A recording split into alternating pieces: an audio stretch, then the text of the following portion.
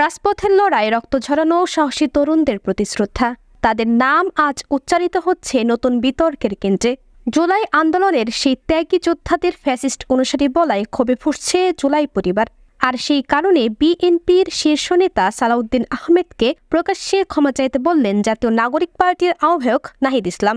বাংলাদেশের রাজনীতিতে জুলাই আন্দোলন এখন শুধু একটি ইতিহাস নয়, এটি একটি শক্তিশালী জন আন্দোলনের প্রতীক। আর সেই আন্দোলনের সঙ্গে যুক্ত তরুণদের নিয়ে বিতর্কিত মন্তব্য করেছেন বিএনপির স্থায়ী কমিটির সদস্য সালাউদ্দিন আহমেদ।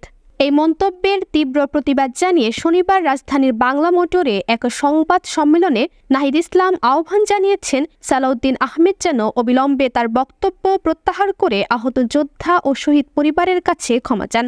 তিনি বলেন, বিএনপি নেতার এমন বক্তব্য আমাদের জন্য অত্যন্ত কষ্টের। যারা রাজপথে লড়েছে, যারা বুলেটের সামনে বুক পেতে দাঁড়িয়েছে, তাদের ফ্যাসিস্ট আওয়ামী লীগের অনুসারী বলা এটা ইতিহাসের প্রতি চরম অবমাননা। সালাউদ্দিন আহমেদ সাংবাদিকদের বলেন, জুলাই যোদ্ধাদের নামে কিছু সংখ্যক উচ্ছৃঙ্খল লোক এই বিশৃঙ্খলা সৃষ্টি করেছে। এটা ফ্যাসিস্ট সরকারের ফ্যাসিস্ট বাহিনী বলেই আমরা মনে করি। এই বক্তব্যের পরে ক্ষুব্ধ প্রতিক্রিয়া জানায় জুলাই আন্দোলন সংশ্লিষ্ট সংগঠনগুলো। নাহিদ ইসলাম বলেন, যেহেতু সালাউদ্দিন আহমেদ জুলাই অভ্যুত্থানের সময় রাজপথে ছিলেন না, সেহেতু হয়তো জানেন না কারা এই আন্দোলনের নেতৃত্ব দিয়েছে, কারা বুলেটের সামনে দাঁড়িয়েছে।